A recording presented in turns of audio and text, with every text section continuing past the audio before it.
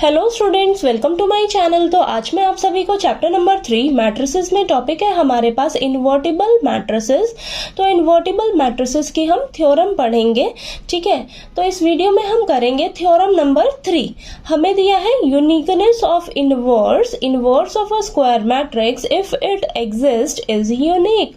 तो ये थ्योरम हमें कहती है कि अगर किसी स्क्वायर मैट्रिक्स का इनवर्स एग्जिस्ट करता है तो वो यूनिक होता है, ठीक है। यानी कि अगर किसी भी स्क्वायर मैट्रिक्स का इनवर्स है तो वो यूनिक होगा, ठीक है। यानी कि एक ही इनवर्स होगा उस स्क्वायर मैट्रिक्स का, उसके अलावा उसका कोई भी इनवर्स नहीं होगा, ठीक है। तो इसी चीज को हम यहाँ पर प्रूफ करके दिखाएंगे, ठीक है। तो चलिए करते हैं। सबसे पहले हम लिखेंगे let A B a square matrix of order m। Step by step आपने ध्यान से समझना है, बहुत ही इजी थ्योरम है ये।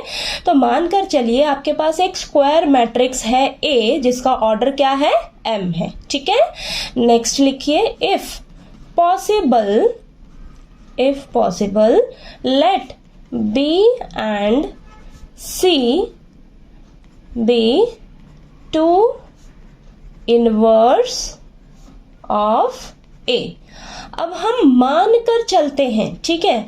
मानकर चलिए कि B और C जो है ना, ये दो इनवर्स हैं A मैट्रिक्स के, ठीक है। यानी कि इस A मैट्रिक्स के आपके पास दो इनवर्स हैं B और C, ऐसा हम मानकर चल रहे हैं। वैसे रियलिटी में क्या होता है, आपके पास किसी भी स्क्वायर मैट्रिक्स का सिर्फ एक ही इनवर्स होता है, ठीक है।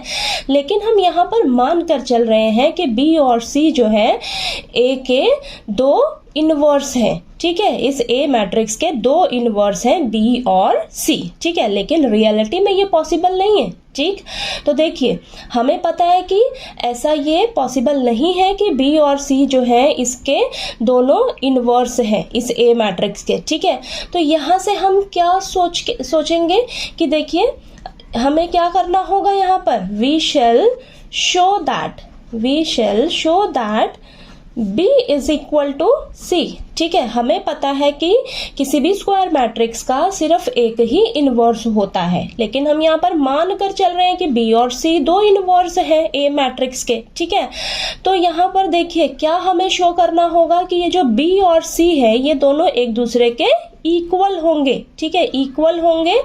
तो यहाँ पर जब हम इसे B और C को एक दूसरे के इक्वल शो करके दिखा देंगे तो ये हमारा प्रूफ हो जाएगा कि स्क्वायर A मैट्रिक्स का सिर्फ एक ही इनवर्स पॉसिबल है, ठीक है। लेकिन हम यहाँ पर ये मानकर ऐसा चल रहे हैं कि B और C जो है दो इनवर्स हैं इस A मैट्रिक्स के, ठीक है। अगर हम ऐसा प्रूफ कर देते हैं, शो कर देते हैं कि B और C जो है वो दोनों इक्वल हैं, इक्वल होंगे, तो यानी कि हमें यहाँ से क्या पता लगेगा कि इस A स्क्वायर मैट्रिक्स का सिर्फ एक ही इनवर्स एग्जिस्ट करेगा, ठीक है। और यही रियलिटी है, ठीक है।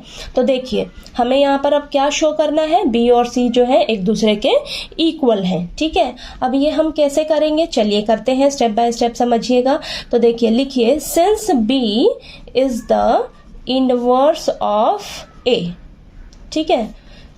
Since B is the inverse of A, यानी कि यहाँ पर B जो है A का इनवर्स है, ठीक है। तो यहाँ पर हम कैसे लिखते हैं, ठीक है। अब ये A और B एक दूसरे के इनवर्स होंगे तो हम कैसे लिखते हैं, देखिए AB is equal to BA is equal to I। इसी तरीके से लिखते हैं ना हम, अगर दो मैट्रिक्स एक दूसरे के इनवर्स होते हैं तो हम उसको इस तरीके से लिखते हैं, ठीक है। तो ये हो जाएगी हमारी फर्स्ट इक्वेशन। अब नेक्स्ट लिखिए since C is the inverse of A। तो यहाँ पर हम क्या कह रहे हैं, C भी इनवर्स है A मैट्रिक्स का, ठीक है। तो जब दो मैट्रिक्स एक दूसरे के इनवर्स होते हैं तो उसे हम कैसे लिखते हैं, यहाँ पर लिख लेते हैं हम AC is equal to CA is equal to I, ठीक है। यानी कि A C का इनवर्स है और C A का इनवर्स है, ठीक है। जब दो मैट्रिक्स एक दूसरे के इनवर्स होते हैं तो ये कंडीशन हमारे पास आती है, ठीक है। यानी कि हम जब A और C को मल्टीप्लाई करें या सी और ए को मल्टीप्लाई करें तो वो हमें क्या देगा, आइडेंटिटी मैट्रिक्स देगा। ठीक है, तो इसे मान लेते हैं हम सेकेंड इक्वेशन। इतना क्लियर हुआ आपको, यहाँ तक कोई डाउट नहीं है ना आपको? अब आपको ध्यान से समझना है। ठीक है, अब यहीं पर आपको ध्यान से समझने वाली बात है।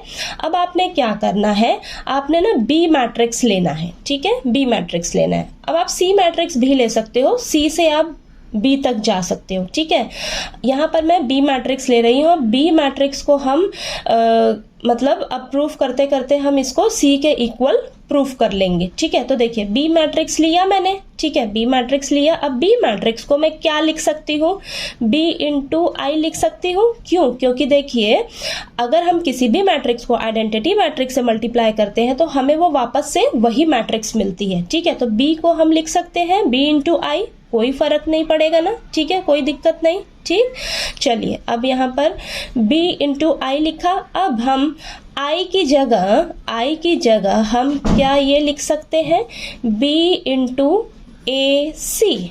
ठीक है, i की जगह मैंने क्या लिख दिया, ए सी लिख दिया। ठीक है, कोई दिक्कत नहीं, क्योंकि देखिए यहाँ पर ये सब एक दूसरे के इक्वल है। तो यहाँ पर मैं नीचे लिख देती हूँ from equation second. Equation second से मैंने क्या किया है, आई की जगह ए सी लिख दिया है। ठीक है, कोई दिक्कत नहीं। अब नेक्स्ट देखिए, अब इसे हम इस तरीके से लिख सकते हैं बी इंटू ए एक ब्रैकेट में इंटू सी। ठीक है, देखिए ध्यान से, हमने मैट्रिसेस के मल्टीप्लिकेशन की प्रॉपर्टीज में पढ़ा था कि जो मैट्रिसेस के मल्टीप्लिकेशन होता है वो एसोसिएटिव होता है। ठीक है, एसोसिएटिव लॉ पढ़ा था ना कि जब तीन मैट्रिसेस को हम मल्टीप्लाई करें अगर, ठीक है, तीन मैट्रिसेस को अगर हम मल्टीप्लाई करें तो इस तरीके से भी लिख सकते हैं, इसको हम इस तरीके से भी लिख सकते हैं, दोनों एक दूसरे के इक्वल ही होंगे। ठीक है, मैं यहाँ पर बताती हूँ आपको, इस तरीके से हमने पढ़ा था ना, ए इंटू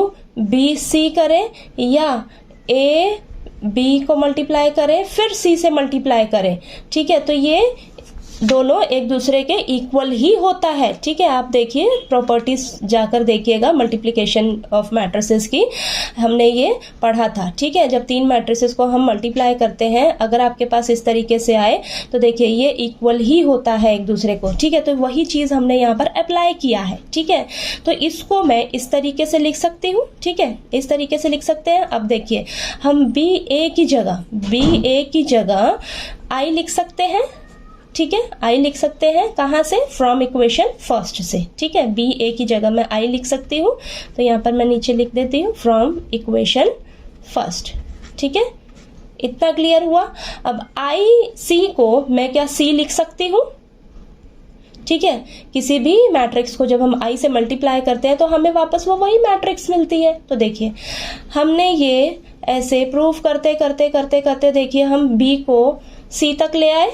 ठीक है, हमारे पास यहाँ से क्या मिल गया, सो b इज इक्वल टू सी। ठीक है, आ गया ना हमारे पास, b किसके इक्वल आ गया, c के इक्वल आ गया। यही तो हमें शो करना था ना कि जो b है वो c के इक्वल है। ठीक है, c के इक्वल है, यानी कि ये दोनों एक ही हैं, अलग अलग नहीं है। ठीक है, तो यानी कि हम देखिए स्टार्टिंग में मान कर चले थे कि b और c जो है दोनों इनवर्स हैं a मैट्रिक्स के। ठीक है, अब और हमें पता है कि किसी भी स्क्वायर मैट्रिक्स का सिर्फ एक ही इनवर्स एग्जिस्ट करता है। ठीक है, एक ही इनवर्स एग्जिस्ट करता है, तो वो चीज़ हमने यहाँ पर प्रूफ करके दिखा दी है। ठीक है, तो हम ऐसा मान कर चल रहे थे कि ये दो इनवर्स है।